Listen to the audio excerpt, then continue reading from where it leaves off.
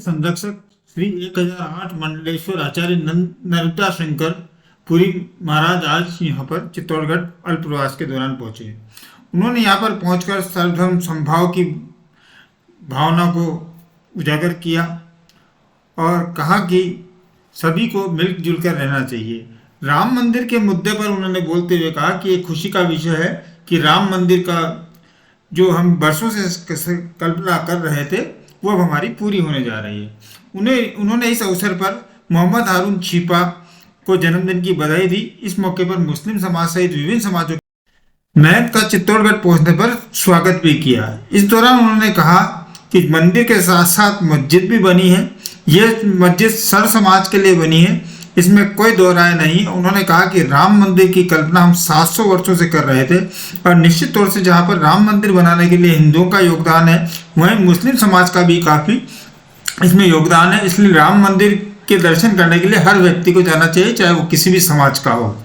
इस मौके पर मुस्लिम राष्ट्रीय मंच के प्रदेश संयोजक आबिद शेख, जुल्फिकार छिपा, फैजान छिपा, डॉक्टर वसीम मंसूरी, रवि शर्मा, शाहरुख मंसूरी, राहुल सिंह, मोहम्मद हुसैन कुरैशी, नदीम शेख आदि ने महंत का स्वागत किया।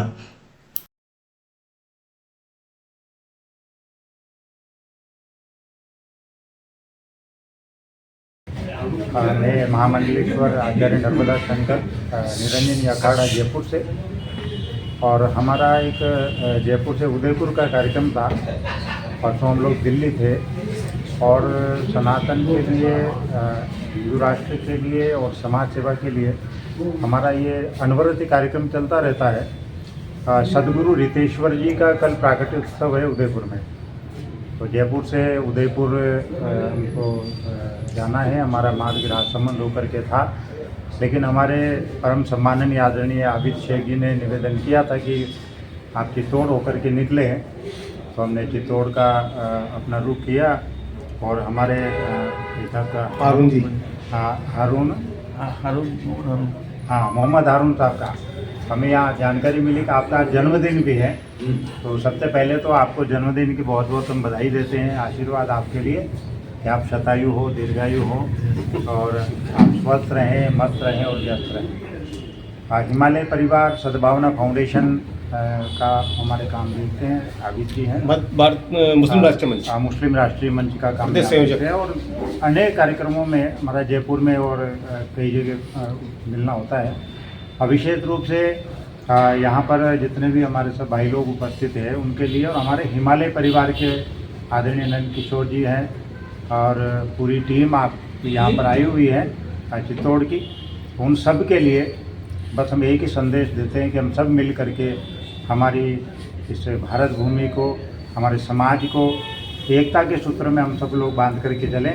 जो भेदभाव हमारे अंदर हम कई बार मन में ऐसा आता है, हिंदू मुस्लिम सिख ईसाई, तो हम सब कहते हैं कि सब हमारे आपस, क्योंकि हम सब भारत की संतान हैं और भारत माता के गौरव को बढ़ाने के लिए हम सब लोग विभिन्न प्रकार के आयामों को लेकर के चल रहे हैं। और सबसे बड़ी खुशी की बात ये है कि हमने इस भारत की धरती पर जन्म लिया है। तो मैं जितने भी हमारे भाई लोग जो यहाँ चित्तौड़ निवासी सभी उपस्थित हैं उन सब के लिए बहुत बहुत मंगल कामना करता हूँ, बहुत बहुत शुभकामनाएं। जय हिंद। राम मंदिर 22 जनवरी को शुभारंभ होने जा रहा है, उसे आप किस तरह से देखते हैं? जी, राम मंदिर हमारे लिए बहुत गौरव की बात है। 700 वर्षों की हमारे जो राम भक्तों का जो बलिदान है, और सबसे बड़ी खुशी ये है क्योंकि मैं भी उसमें साक्षी रहूँगा। हमारे महामंडलेश्वर के हिसाब से हमारे पास निमंत्रण आए हैं, आप सब लोग भी उसके साक्षी हैं, सब लोग को जाना है।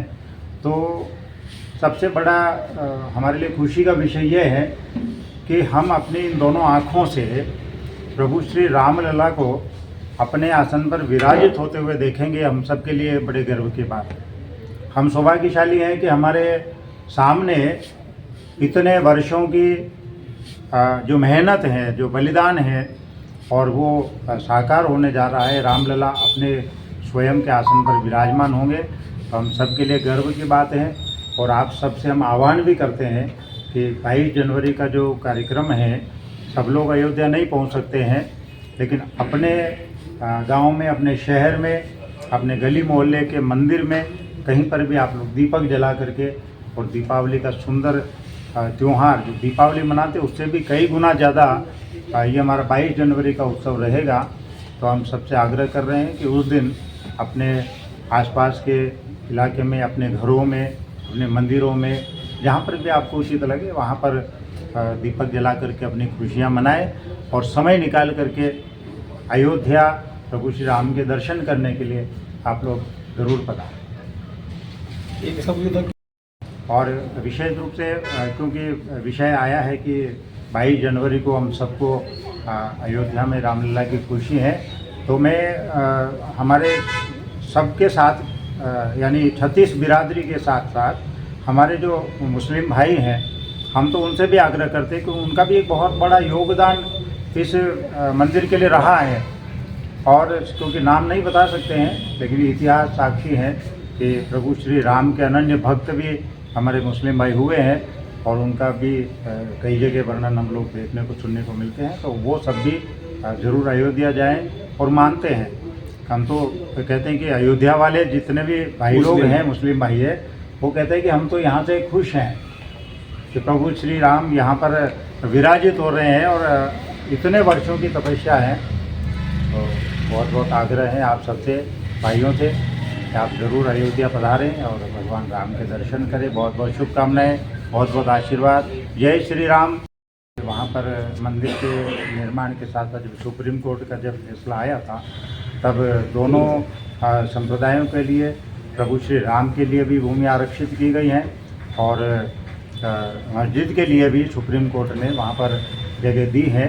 तो वहाँ पर भी एक बहुत बड़ी और भव्य दिव्य, जिसमें कि ये सुनने में आया कि वहाँ जो मस्जिद बनेगी वो सर्व समाज के लिए बनेगी, सबके मंगल कामना के लिए बनेगी। तो ये भी बड़ी खुशी की बात है कि वहाँ प्रभु श्री रामलला विराज, वहाँ पर मस्जिद का निर्माण भी होगा जो कि सर्वधर्म समभाव को लेकर के, और वहाँ पर ये निर्माण होगा। ये भी हम सबके लिए प्रसन्नता की बात है, खुशी की बात है।